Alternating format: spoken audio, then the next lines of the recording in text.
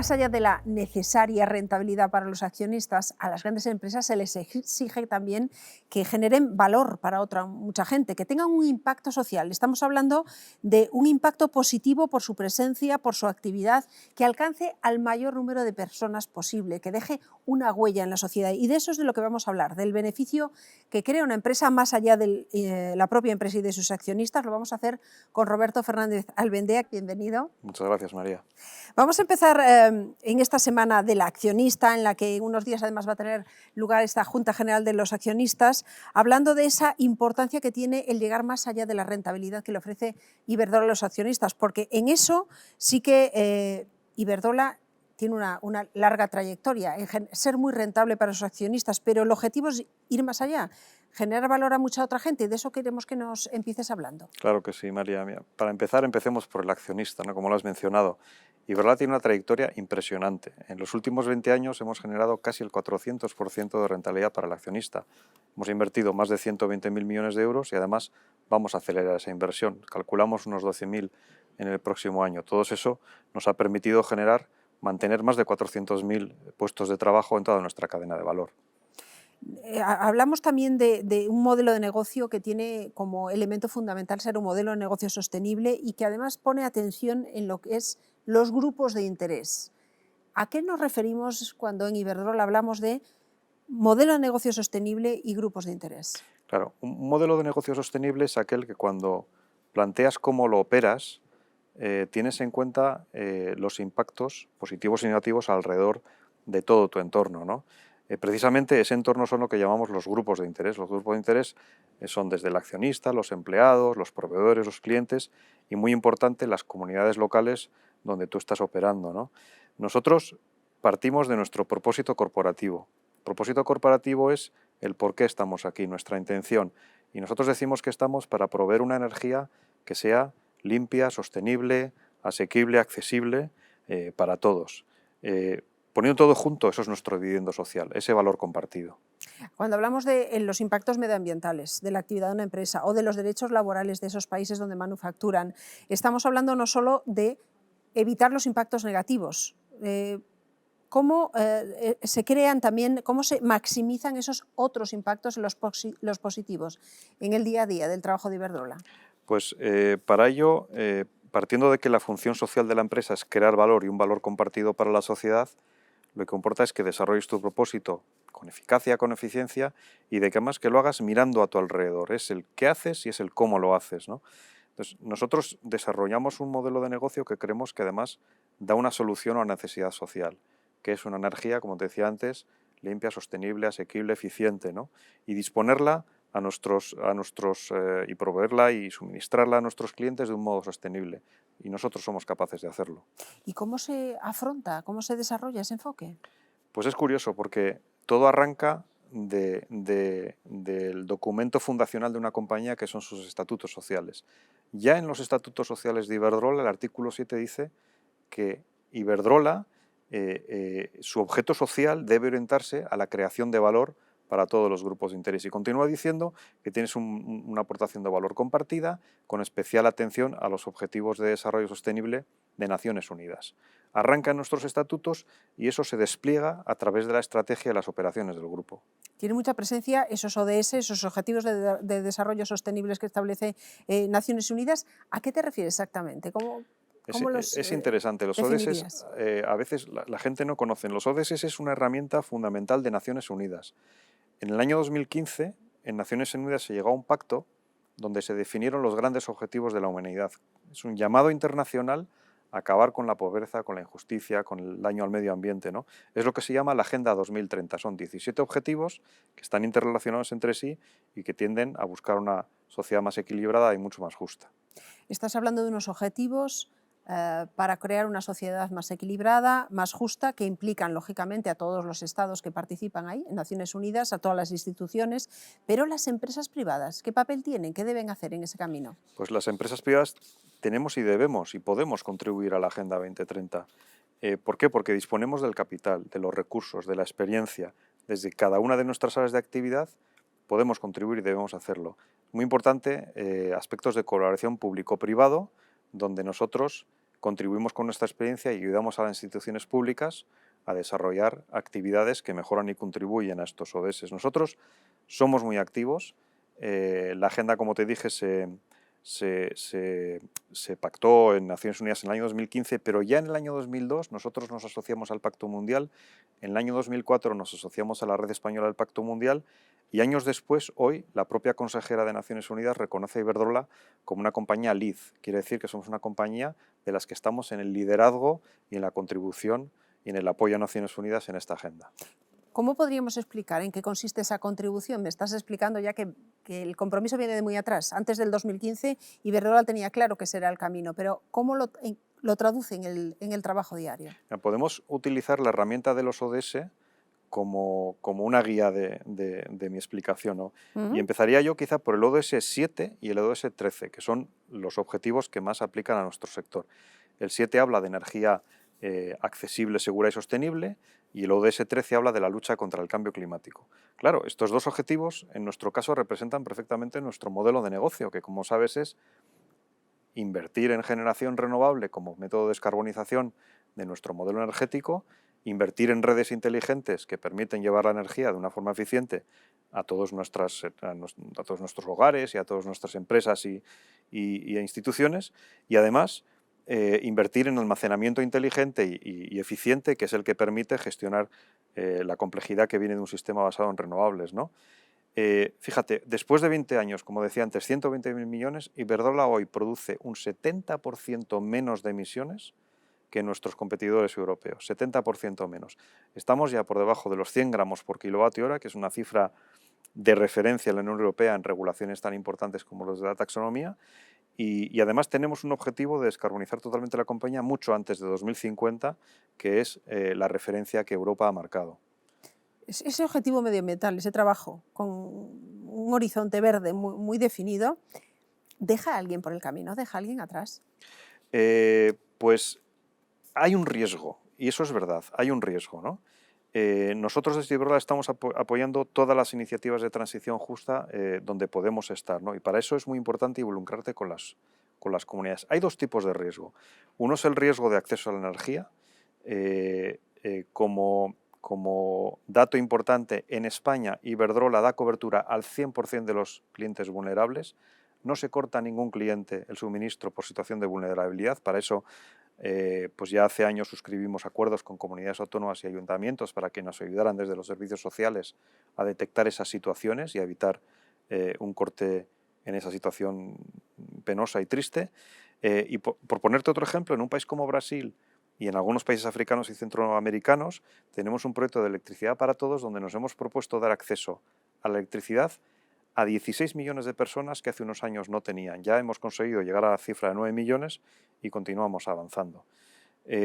Otro ejemplo que me parece muy interesante, en la región de Asturias y en Palencia, después del cierre de 2 instalaciones de carbón, hemos organizado un proyecto, estamos coordinando un proyecto junto con la Universidad del País Vasco para ayudar a esas comarcas a hacer una transición de modelo económico desde una dependencia de unas centrales que estaban en su momento operativas y que hemos tenido que cerrar como consecuencia de esta descarbonización, no dejarlas solas, ayudarles en ese tránsito, generar ideas. Hemos puesto a nuestros empleados al servicio de la comunidad, foros de debate, buscar subvenciones, llevar proveedores. Es un proyecto muy rico, yo creo que muy positivo y que es un ejemplo de esa transición justa que nosotros intentamos proponer. Fíjate, lo que me estabas diciendo me hacía pensar en la importancia, el ejemplo que ponías de Brasil, ¿no? La importancia de llevar la electricidad a los lugares. La gente a veces puede pensar que llevar la electricidad es simplemente llevar la luz, pero es que llevar la electricidad es llevar el derecho a la educación, sí, a la cultura, a la emancipación incluso de la mujer, que no tenga que ser esclava de todo eso, ¿no? Es un trabajo fundamental y no siempre no tenemos tan en cuenta lo que supone, ya no es lo que supuso para la sociedad de nuestros mayores que llegase la electricidad a las casas, es todas las oportunidades que abre, ¿no? Es realmente muy interesante ese planteamiento. Te quería preguntar por la biodiversidad, por el interés social que parece que cada vez está creciendo más. No sé si tú lo percibes así. Sí, y esto fue un asunto que yo creo que se hizo más patente a partir de la crisis de la COVID, donde se puso en relación la emergencia de un virus con los impactos en biodiversidad en algunos países asiáticos, ¿no? La Unión Europea está promoviendo la protección y la recuperación de la biodiversidad de una forma muy potente. Ahora estamos muy centrados en cambio climático, yo creo que la siguiente gran ola es biodiversidad. Y precisamente volviendo a los objetivos de desarrollo sostenible, el 14 y el 15 son los que fijan objetivos de conservación de océanos y ecosistemas terrestres. Tenemos muchísimos ejemplos. Te podría decir que en relación a nuestro negocio hemos realizado más de 750 acciones de protección de biodiversidad, censos de avifauna en más de 108 parques eólicos. Y otro ejemplo concreto, en el Parque de Maranchón en Guadalajara, pues hemos instalado cámaras para proteger y monitorizar los movimientos del águila real, y también hemos planteado estas anillitas que se les ponen para hacer el seguimiento y cuidar a la especie, ¿no? De este tipo de ejemplos tenemos un montón. Otro proyecto muy interesante es que nos hemos propuesto plantar 20 millones de árboles en los próximos años, que capturarán 20 hasta millones o muchos 20 árboles. millones de árboles en esta década, que capturarán hasta 6 millones de toneladas de CO2 en 30 años. Y tenemos muchísimos más ejemplos. Tenemos startups de innovación y sostenibilidad en zonas rurales, donde vinculamos estos proyectos de reforestación con economías locales y promoción del empleo local, pues para recuperar zonas despobladas en el área de España y de Portugal, ¿no? Es un proyecto que te estoy citando, que está abierto a municipios de menos de 15.000 habitantes, donde también intentamos apoyar a esa España que llaman vaciada, pero que yo creo que es una España de futuro. Es una España de futuro, yo también lo creo, pero es verdad que hay mucho trabajo que hacer por delante. Pero en todas estas tareas de las que estamos hablando, descarbonizar nuestras economías del mundo, el hecho de construir o mantener, sería lo más correcto, digamos, un planeta que garantice que en el futuro, por lo menos, los que vengan detrás puedan tener lo que nosotros tuvimos, ¿no?, para salir adelante. Eso requiere esfuerzo, requiere talento, requiere compromiso, pero también inversión. Y cuando se mete mucho dinero, supongo que también se está generando oportunidades de empleo y de actividad, ¿no? Sí, efectivamente, y ahí es donde contribuimos a los ODS 8, 9, 11 y 12, que hablan de crecimiento sostenible, infraestructuras resilientes y ciudades y producción sostenibles. Claro, este conjunto de objetivos se encaja muy bien de una forma muy natural en cualquier empresa industrial, ¿no? Pero lo importante, como decía al principio, es cómo realizas la actividad y qué tipo de decisiones estás tomando. Por ejemplo, el Grupo Iberdrola, a través de esos 12.000 millones de inversión al año, mantenemos 400.000 puestos de trabajo, pero no lo hacemos de una forma cualquiera. Ponemos un foco local tremendo en nuestra cadena de suministro. El 88% de nuestras compras se las hacemos a proveedores locales, y eso significa compromiso con la comunidad donde estás, ¿no? Y eso significa que contribuimos al Producto Interior Bruto de los países donde estamos con un importe de 34.000 millones de euros. 34.000 millones de euros es una cifra que si la pasáramos a pesetas, yo creo que nos marearíamos, ¿no? Marea. Y otra contribución que yo creo que es importante es la fiscal. El Grupo Iberdrola contribuye a través de los impuestos que soporta y de los impuestos que recauda con toda la actividad que generamos, 8.000 millones de euros a las arcas públicas de los países donde estamos. Hacemos un informe de transparencia fiscal anualmente, que es reconocido como una mejor práctica de transparencia y de política fiscal en el mundo entero. Tenemos premios por esto también. Hablemos de esas prácticas innovadoras que le aportan valor, que generan valor para todo la sociedad, para que genera un impacto en los demás. ¿Hay más ejemplos, más prácticas innovadoras que tú destacarías de tu trayectoria en Iberdrola, de tu conocimiento de la empresa? Te puedo decir algunas. En Bilbao hace poco hemos inaugurado el Global Smart Grid Innovation Hub, que es un centro mundial de innovación de redes inteligentes. Tenemos un programa que llamamos Startup Challenges, donde ponemos retos a startups de aspectos técnicos que necesitamos solucionar y decimos, ¿a quién se le ocurre una idea sobre esto? Y luego, si la idea es buena, entramos en la compañía y podemos hasta financiarla. Claro, aspectos relacionados con nuestro negocio, soluciones técnicas, aspectos de generación renovable, de eólica onshore, de generación fotovoltaica o de movilidad eléctrica y mantenimiento de redes, ¿no? También estamos empezando con un vector nuevo de crecimiento, que es el hidrógeno verde. El hidrógeno puede ser una... Sabes que nosotros creemos que la electrificación de la economía es el factor más importante para descarbonizar, y que la electricidad producida con fuentes renovables es la gran solución, ¿no? Ujú. Pero va a haber nichos de actividad económica, procesos de alta temperatura, o ciertos aspectos de transporte pesado o aspectos químicos donde el hidrógeno verde puede ser una gran solución. Y hemos empezado hace poco la construcción de la mayor planta de hidrógeno verde en Europa, una inversión de 150 millones de euros. Es que además tenemos 25 proyectos pilotos de startup en áreas tecnológicas como inteligencia artificial, big data, robótica, baterías, etc. En resumen, y yo creo que este es un dato Mm. importante, invertimos más de 300 millones de euros en el año 21, que nos coloca como la primera energética europea en inversión en I+D al año. Y estamos hablando de muchas facetas de la innovación, pero también en cuestión de financiación aquí hay cosas nuevas que aportar, ¿no? Iberdrola es el mayor emisor corporativo de bonos verdes del mundo. ¿Y cómo hemos conseguido eso? Bueno, primero porque fuimos muy rápidos y el concepto de financiación verde arrancó en el año 2014 y fuimos de las primeras compañías en acogerlo. Segundo, porque para financiar en verde tienes que ser verde. Claro. Y tenemos una cantidad de inversión, como te decía, orientada a tecnologías verdes, limpias, sostenibles, que es lo que permite financiarnos en verde, ¿no? Es consecuencia de un modelo de negocio y un desempeño líder en ESG. Lo importante es que esta financiación interesa a los inversores porque los inversores buscan compañías rentables y sostenibles a largo plazo. La sostenibilidad es un factor de supervivencia. Hoy en día la rentabilidad a corto plazo no es suficiente.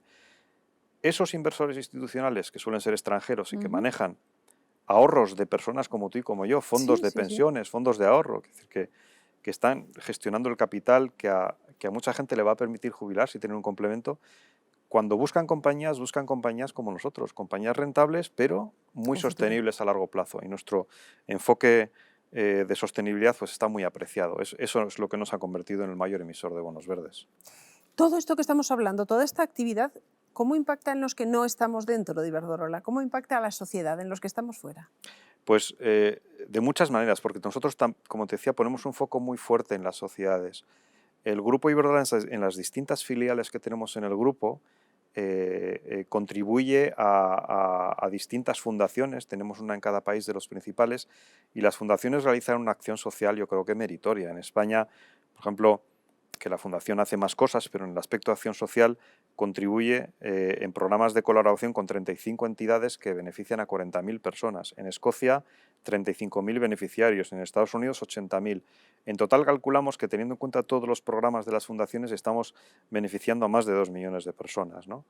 Además de eso, el grupo apuesta muchísimo por la formación interna, por desarrollar profesional y personalmente a sus empleados. Y ahí, por ejemplo, tenemos una cifra que también es récord. Tenemos el año pasado 58 horas de formación por empleado y año, que está, yo te diría, cuadruplicando la media europea y duplicando algunos competidores o sectoriales similares a nosotros, ¿no? El esfuerzo de formación interna y de promoción de las carreras y de las capacitaciones de la gente es enorme. Ya que hablas de los empleados, en tu sector, en el energético, siempre ha habido, o tradicionalmente ha habido mayoritariamente hombres. Me gustaría saber también, desde la curiosidad como mujer, que es la que te pregunta hoy, Sí. si notas ahí un cambio, cómo está evolucionando esto, cuál es también vuestra posición, porque también tenéis un compromiso muy claro con la diversidad. Esta es una de vuestras señales de identidad también, ¿no? Completamente. Y además no es fácil y es meritorio porque estamos en un sector donde el peso de los conocimientos técnicos, de las carreras de ingeniería o de ciencias, pues es muy alto. Y desafortunadamente la estadística nos dice que solo el 35% de los estudiantes matriculados en este tipo de carreras, que los sajones Mm, llaman STEM, mm. de ciencias, solo el 35% son mujeres, ¿no? Entonces, nosotros afrontamos este problema desde el ámbito interno, por supuesto apostando por la igualdad salarial, por romper cualquier techo de cristal, y lo que estamos viendo es que año tras año hay más mujeres en posiciones de liderazgo y responsabilidad, y esto es un crecimiento que se constata cada año y que es fruto de una gestión y de una convicción, ¿no?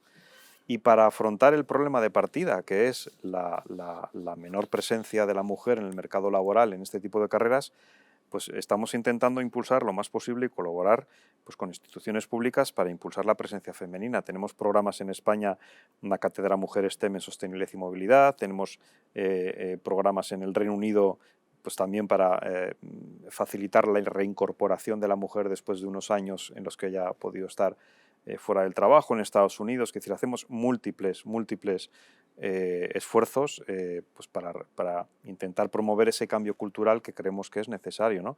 Y además, pues yo creo que quizá un tema más conocido por la gente en general es nuestro apoyo definitivo y yo creo que increíble al deporte femenino en España, ¿no? Donde estamos apoyando y haciéndole más fácil la vida deportiva a 33.000 deportistas, ¿no? No es un tema solo de deporte, es un tema de cultura, es un tema de reconocimiento y nosotros estamos detrás ayudando. Estamos hablando de temas muy variados, de una apuesta, digamos, social muy variada que va desde la innovación, incluso innovación financiera, hasta lo que estabas planteando, el deporte, hasta un compromiso, por ejemplo, para ayudar a luchar contra el cáncer, voluntariado, todos estos temas que no eran hace relativamente poco tiempo, no eran desde luego el foco habitual de las empresas. ¿Cómo gestiona Iberdrola todos estos aspectos? Claro, como te decía antes, todo arranca en los estatutos, en las políticas y en la estrategia de la compañía, ¿no? Pero luego hay que ponerlo en pie en el día a día.